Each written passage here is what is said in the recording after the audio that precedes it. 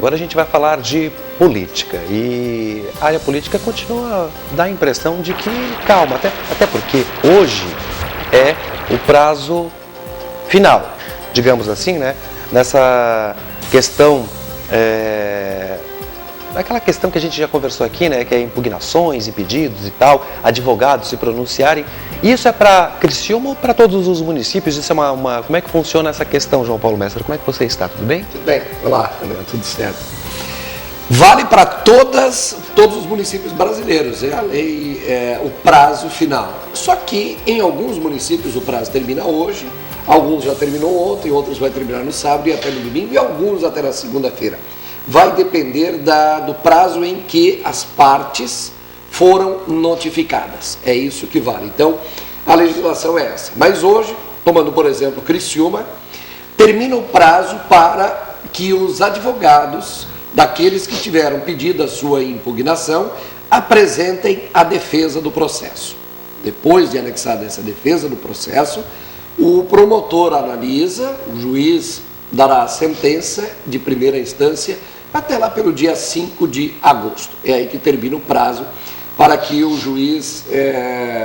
não é tão inflexível assim esse prazo do juiz para dar essa sentença, porque em alguns casos tem audiências para ouvir testemunhas, vai depender do trabalho da defesa. Só para lembrar, aqui em Criciúma, a candidatura de Romana Remor pediu a impugnação da candidatura de Clésio Salvaro.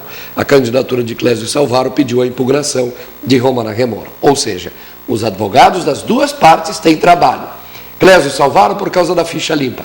Romana Remor ainda arguindo uma possível irregularidade que ela teria cometido por infidelidade partidária ao sair do DEM e ter ido para o PMDB e ter saído da Câmara de Vereadores, renunciado ao cargo de vereadora depois já de ter sido notificada de que o partido, de que um suplente estava pedindo a sua vaga na Câmara.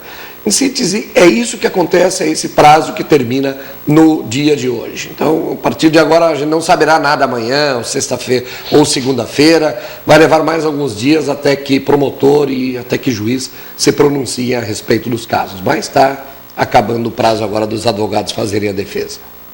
João, eu estava lendo a sua coluna no Jornal da Manhã, página 3, como eu sempre cito aqui no programa, e achei interessante um quesito ali, gostaria que você explicasse para o nosso telespectador, aquele que não teve acesso ao jornal escrito, uma nova teoria sobre essa história da ficha limpa. Que teoria é essa?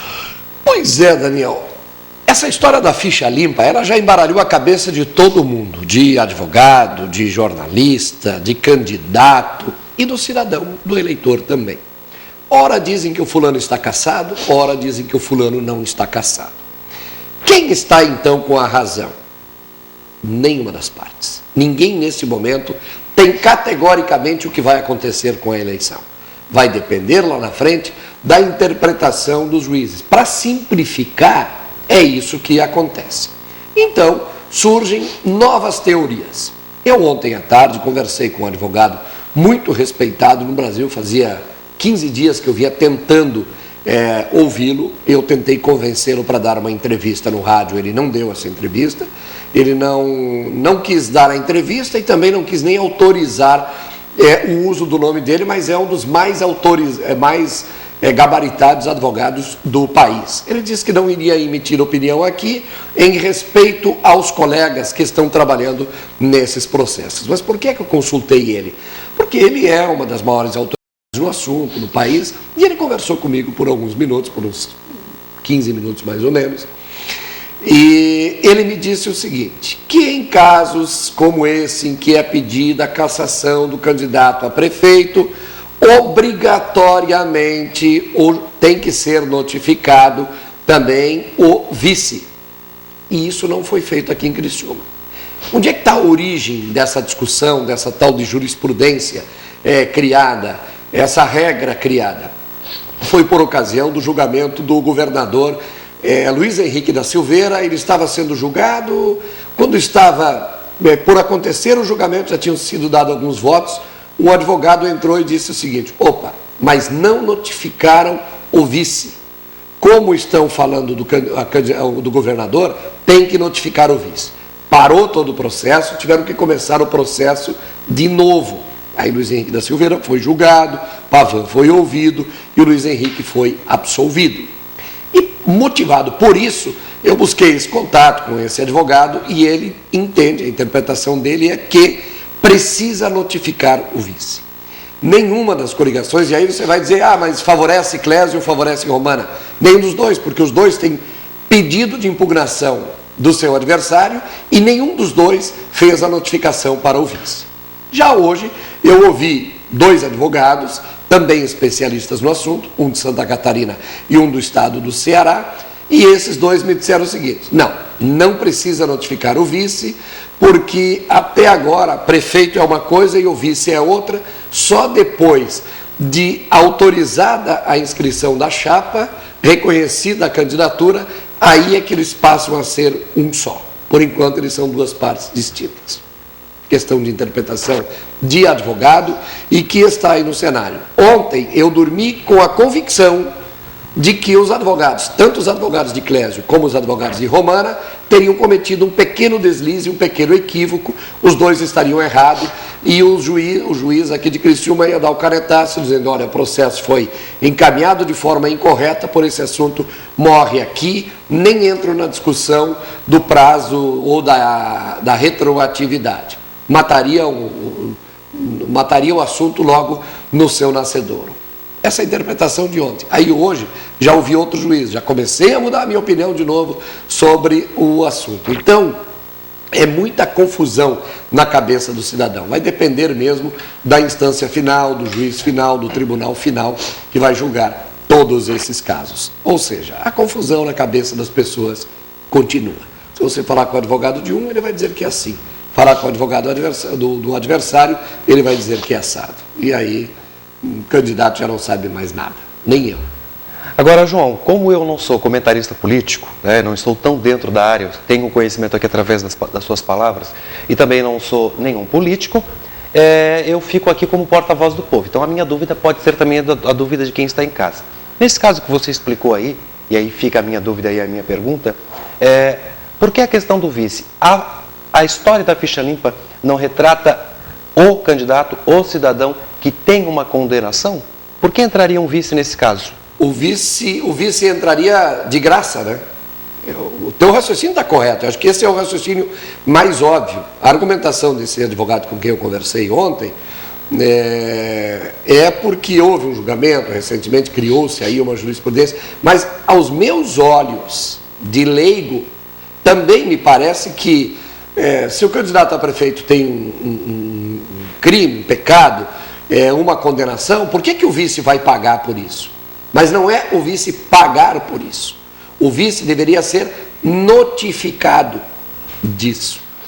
Agora, sinceramente, eu não posso aprofundar nessa área jurídica, eu já disse, eu não sou advogado e mais ou menos como cidadão eu tenho apenas o privilégio de estudar essas matérias e principalmente de ouvir várias opiniões.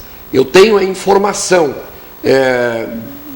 se eu fosse um cidadão, como todos os nossos telespectadores, um cidadão que estou preocupado na minha atividade, do dia a dia, eu apenas me difiro desse cidadão porque eu faço contato com os advogados, pergunto, argumento aqui e ali, mas o conhecimento jurídico profundo no assunto, eu também não tenho. Então, é uma questão que se explica tecnicamente, na opinião deste advogado. Já tem outros advogados que entendem, assim como eu entendo, que não tem por que o vice entrar nessa baila também. O vice é o vice aguarda para saber se a situação do fulano, do cicrano, está ok, se ele pode ou não disputar a eleição. Para a gente encerrar o quadro política de hoje, João, o presidente do TSE está em Florianópolis, aqui no estado de Santa Catarina, fazendo o quê?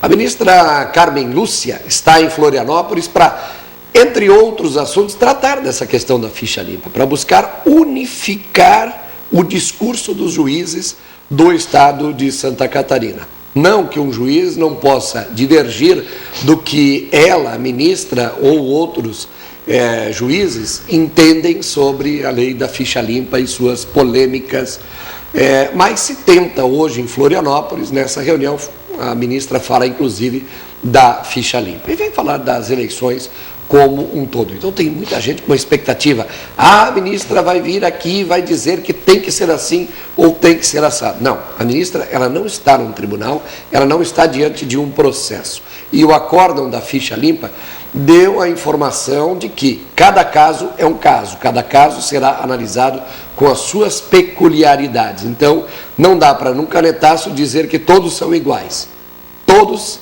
têm as suas peculiaridades. O que a juíza vai fazer hoje, ela pode influenciar naturalmente na opinião dos magistrados, mas isso não é decisivo, não é uma sentença que ela vai dar em Florianópolis, é uma opinião, é um norte, é uma teoria que ela vai fazer. Os juízes são muito independentes para darem a sua interpretação para a lei.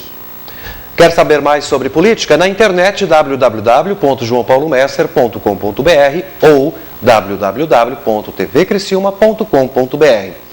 Na televisão, única e exclusivamente aqui no programa Mais TV. De segunda a sexta, ao meio-dia, nas segundas, terças e sextas, às 10 horas da noite. Tem o Jornal da Manhã também, página 3, política, opinião e comentário. E ainda o programa João Paulo Messer, que é pela Rádio Eldorado, todas as manhãs, a partir das 7 horas da manhã. Ou seja, você só não fica bem informado e sabendo sobre política se você não quiser. João, forte abraço para você, um bom final de semana, nos vemos na segunda-feira. Na segunda-feira, sempre com muita informação, fim de semana está fervilhando, as coisas estão borbulhando aí na política e na segunda a gente está de volta. Valeu.